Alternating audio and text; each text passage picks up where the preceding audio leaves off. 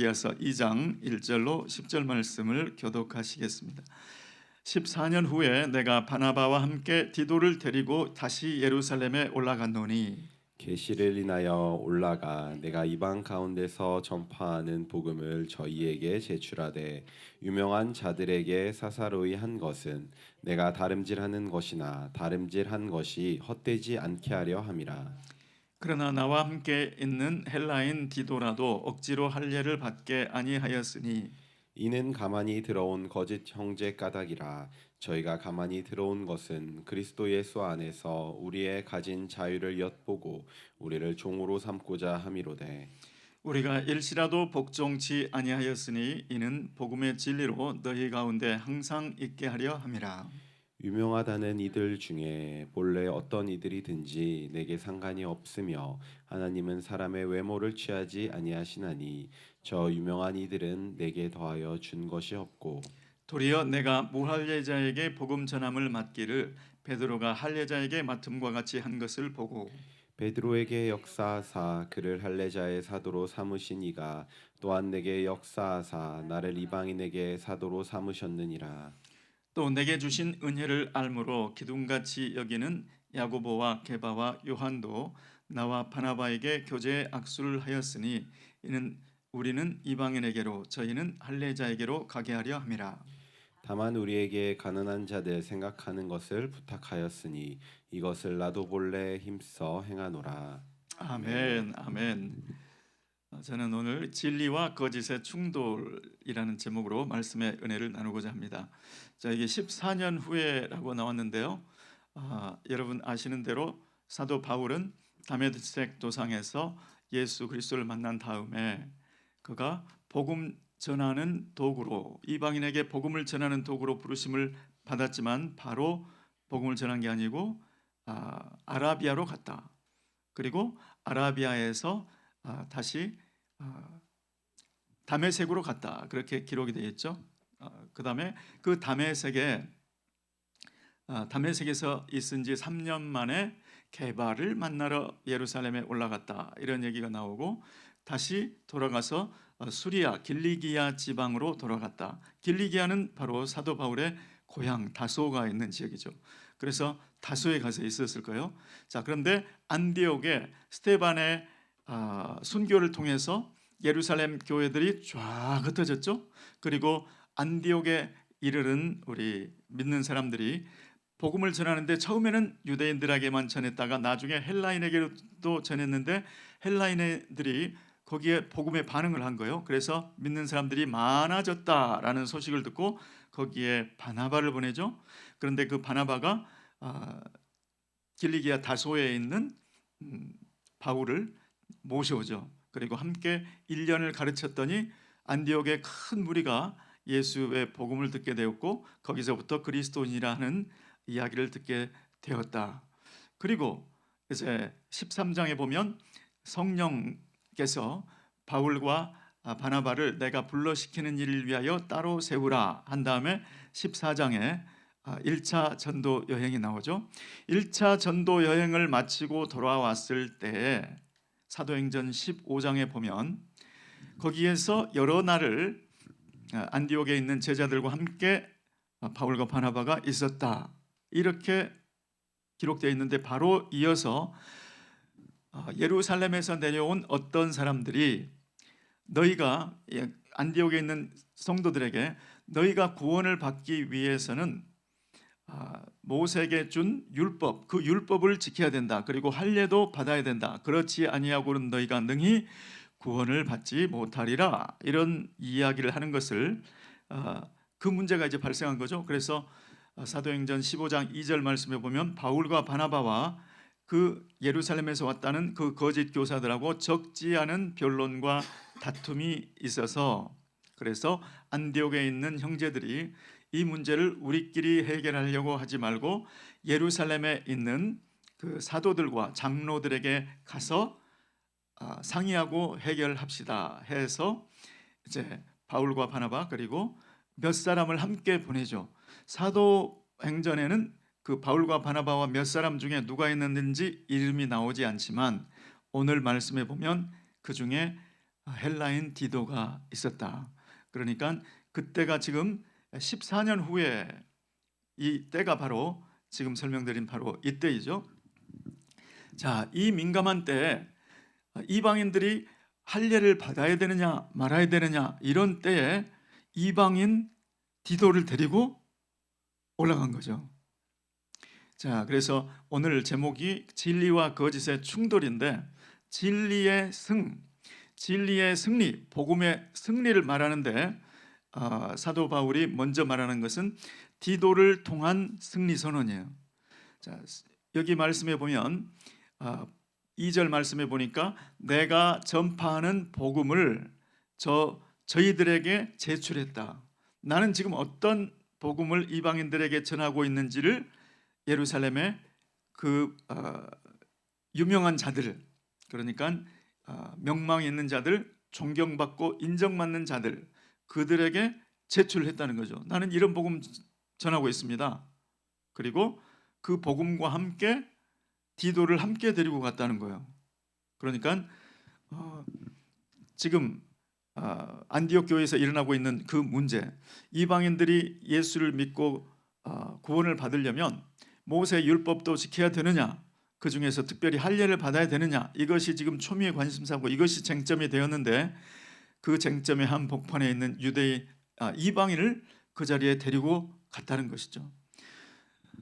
여러분, 유대인들의 뿌리 깊은 아이덴티티 중에 하나가 유대인들은 할례, 유대인을 결정하는 것이 창세기에 아브라함이 받았던 그 할례, 그거를 유대인의 아이덴티티라고 생각을 하죠.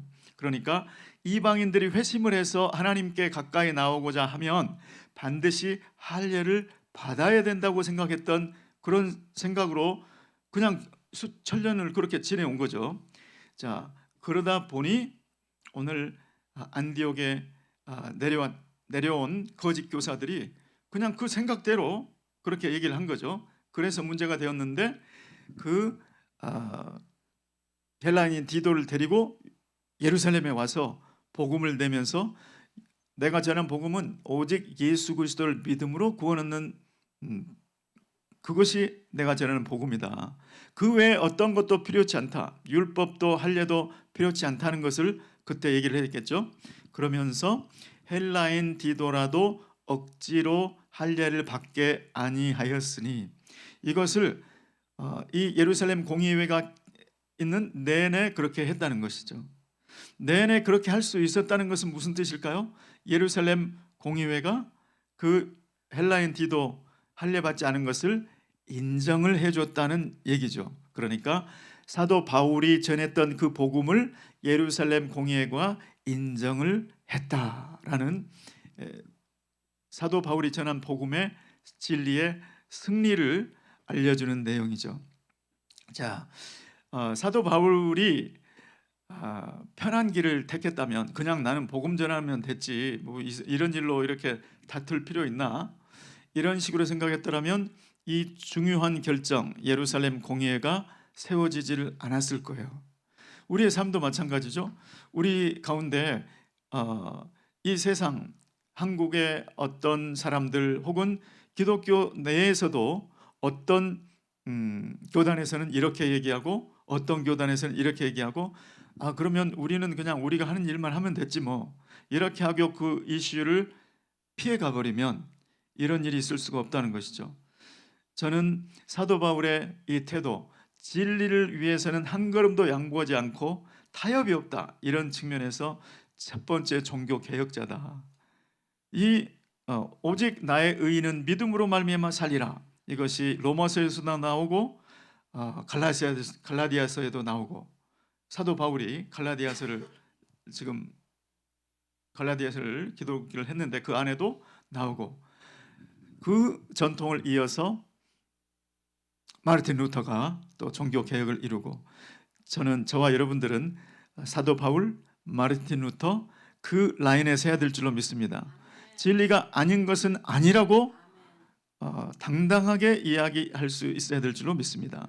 그럴 때에 비록 짧은 기간에 충돌이 일어나고 다툼과 변론이 일어나지만 결국 주님의 말씀이 복음의 진리가 승리할 줄 믿습니다. 자, 그다음에 2라운드의 승리는 복음의 진리와 거짓의 충돌에서 복음의 진리의 승리는 어디서 나오는가? 6절 말씀에 보면 내가 복음을 헬라인 디도와 함께 제출을 한 건데 저 유명한 이들, 지금 계속 유명한 이들 나오는데 이거는 예루살렘 교회의 지도자들을 얘기하는 거죠. 저 유명한 이들은 내게 더하여 준 것이 없고 내가 복음을 제시했는데 복음을 제출을 했는데 거기에 대해서 검토 의견 아무 더할 것이 없음. 첨가하거나 삭제하거나 수정할 것 없음. 이대로 완벽함.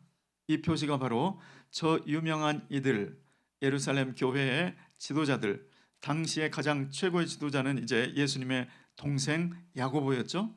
야고보, 베드로, 요한 이런 사람들이죠. 그 유명한 이들이 이거는 손댈 게 없다. 이렇게 검토 의견에 아무 더할 것이 없다. 그래서 사도 바울의 전한 복음이 완전하다. 이것을 인정한 승리의 선언이 되었다는 것이죠. 갈라디아서의 그 갈라디아 교회에 온 거짓 교사들도 사도 바울이 얘기하는 것은 예루살렘에 있는 사도들이 하는 것하고 다르다. 사도 바울은 예수님 생전에 예수님이 직접 사도로 세우신 사람이 아니다. 2등 사도다. 그렇기 때문에 저 사람이 얘기한 그 얘기 그대로 들으면 안 된다. 이런 이야기가 있었기 때문에 오늘 지금 저 유명한 이들 예루살렘에 있는 사도들 그들이 아무 더할 것이 없다고 최종 검토 결된 이것은 갈라디아 교회의 바로 승리의 선언. 사도 바울이 내가 지금 갈라디아 여러분들에게 전한 그 복음은 예루살렘 교회의 사도들, 그 사도들 소위 1등 사도들이라고 거짓 교사들이 얘기했던 그 사도들이 보기에도 아무 더할 것 뺄 것 수정할 것이 없다. 이러한 판정을 받았다. 이러한 내용의 승리를 선언을 하고 있는 것이죠. 그리고 그러면 사도 바울은 어떻게 대우를 받았는가? 이방인을 향한 사도로, 이방인의 사도, 이방인을 위한 사도로 인정을 해준 그 내용이 여기 나와 있죠.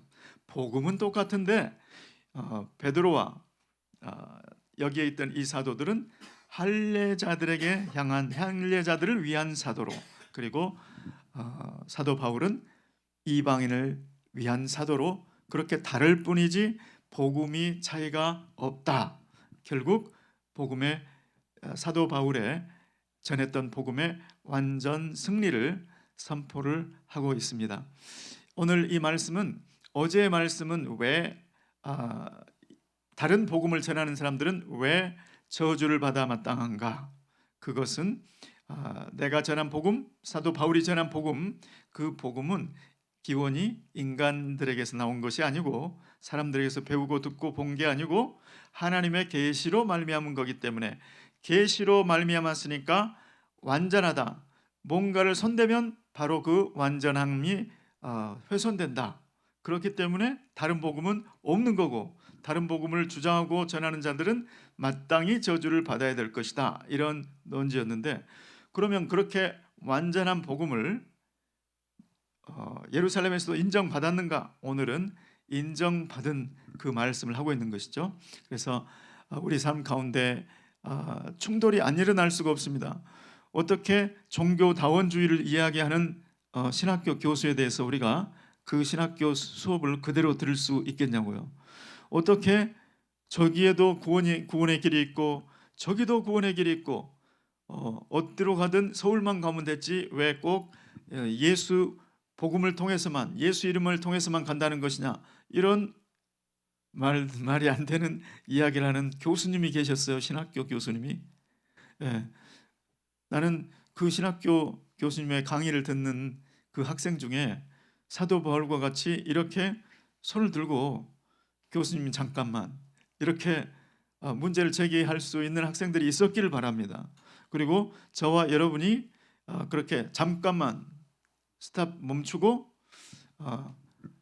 진리편으로 되돌리는 그러한 종교 개혁자들, 아, 다툼과 변론을 두려워하지 않는 그러한 개혁자의 삶을 사시기를 예수 그리스도의 이름으로 축원합니다. 물론 이거는 다른 사람들의 주장이나 다른 사람들의 노선을 가지고도 좀 개혁이 필요하다고 생각하겠지만, 실은 내 삶에 나도 모르게 복음의 진리에서 진리를 고수하다가 약간 타협하는 그런 부분, 그런 것들이 직장 생활을 하다 보면, 또 비즈니스를 운영하다 보면 복음의 진리에서 조금 이 정도는 재량이 있지 않나? 이런 거, 이런 거를 자신의 내적으로 자기를 돌아보는 그러한 개혁도 필요한 줄 압니다. 내부에서건 외부에서건 어떤 도전이건 복음의 진리를 도전해 올 때는 그거를 사도 바울 같이 정면 대결하시고, 그래서 올바른 진리를 고수하고, 나도 진리를 인해서 안전하고, 또 나에게 듣는 사람, 배우는 사람을, 그들도 나를 통해서 안전함을 얻게 되기를 예수 그리스도의 이름으로 축원합니다. 기도하겠습니다. 고마우신 주님, 주님의 복음은 비진리와 가짜와 반드시 충돌하게 됨을 봅니다. 하나님 아버지, 우리의 삶 가운데 복음의 진리에서 떠난 그 어떤 것들이라도 외부에서나 내부에서나 진리에서 좌로나 우로나 치우친 것을 용납하지 않게 도와 주시옵소서. 사도 바울과 같이 정면 대결하게 도와 주시옵소서. 주님을 의지하고 주님의 복음의 진리가 수호될 수 있도록 주님 은혜를 베풀어 주시옵소서. 예수 그리스도의 이름으로 기도드리옵나이다. 아멘.